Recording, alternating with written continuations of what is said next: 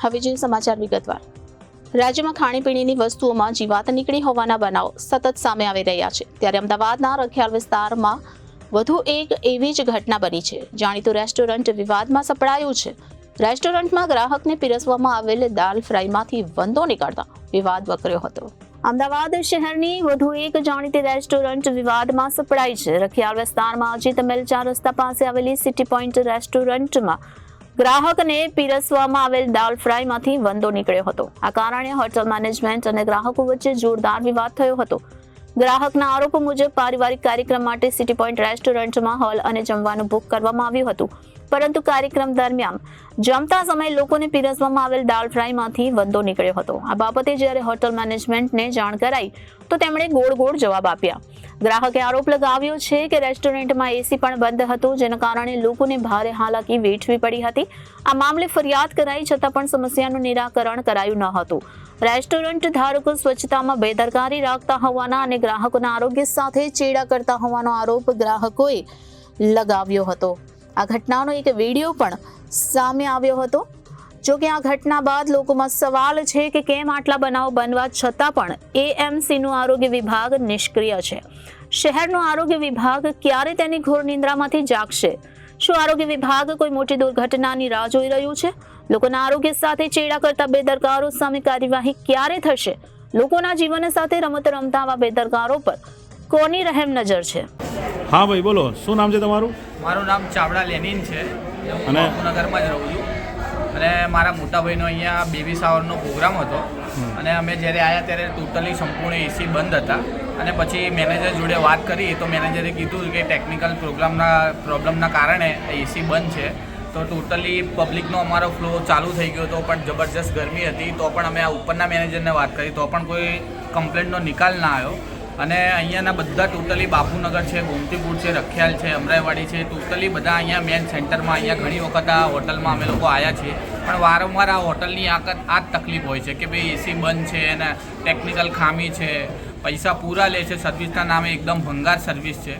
અને એ તો સમજ્યા તો બી આ લોકો પેમેન્ટ બી અમારી જોડે કેશ માંગે છે કે ભાઈ તમને જીએસટી બચાવવો હોય અમને કેશ પૈસા આપો, ચેકથી અમે લઈશું નહીં, ઓનલાઈન અમે નહીં લઈએ। એટલે મતલબ તમે કેશ પૈસા આપો તો જીએસટી માફ? જીએસટી માફ। અચ્છા, એટલે એ બી કરે છે। અને આજે તો હદ થઈ ગઈ કે જે અત્યારે જે ચોમાસામાં જે રોગચાળો ફાટી નીકળ્યો છે અને ચાંદીપુરમ બાળકોનો જે રોગ બી ચાલી રહ્યો છે એમાં ફૂડની પણ આ લોકો એકદમ બેદરકારી છે, જેમાં ફૂડમાં પણ બે અમારા જે મહેમાનો હતા એમના ફૂડમાં દાળમાં આ જીવાતો અને મરેલા વંદા પણ જોવા મળ્યા। તો પણ અમે મેનેજરને કીધું તો કે ભાઈ એમાં શું થઈ ગયું, એમાં તો કે આટલું મોટું કામ છે તો આવી શકે ને એવી બધી અલગ વાતો કરે છે।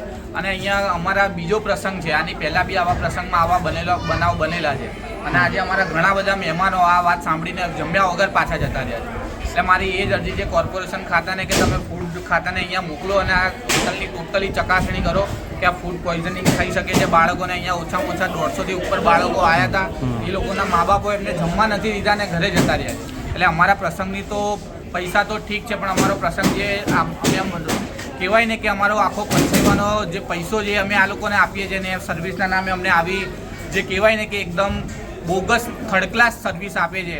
એસી તો વારે ઘડે જેટલી વખત બી અહીંયા આવીએ, અમારો આ ચોથો પ્રોગ્રામ છે, પણ ચોથા પ્રોગ્રામમાં એસી સંપૂર્ણ રીતે બંધ હોય છે અને જ્યારે પૂછે ત્યારે એક જ વસ્તુ કે ભાઈ ટેકનિકલ ખરાબ છે, લોડ વધારે છે, આમ છે, એટલે એસી બંધ છે। વારંવાર આ તકલીફ। તમે કોઈ કમ્પ્લેન કરી કોર્પોરેશનમાં? અમે કોર્પોરેશનમાં કમ્પ્લેન કરી છે, પણ હજી સુધી કોઈ કમ્પ્લેનના માણસો આવ્યા નથી। કેટલો સમય થયો કોર્પોરેશનમાં કમ્પ્લેન કરે?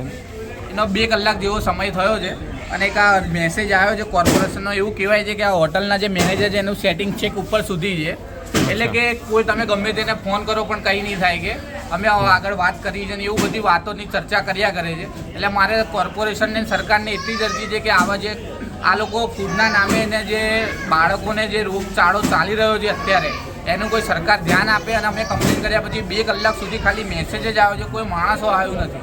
हाँ, ये क्या है सर?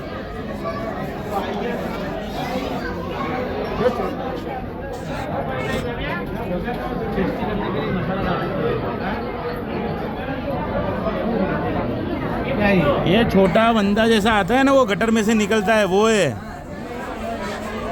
ये तुम्हारी होटल में क्या है, एक तो हर दफे एसी बंद, निकालो मत। साला ये खाने के अंदर ऐसा साला देखो मत, ये अंदर ही कछुआ ना बछुआ साला ऐसा आवे। हमको ये सब तुम्हारी होटल में ये धंधा करने का है क्या? क्या है? ला खा जाओ खा जाओ, अरे साहब कुछ नहीं खा जाओ ना तो। साहब मैं पंडित हूँ। हाँ तो तुम नहीं खा सकते तो हमको खिलाने का, तुम पंडित हो तो हमको मतलब पंडित है मतलब क्या बोला तूने?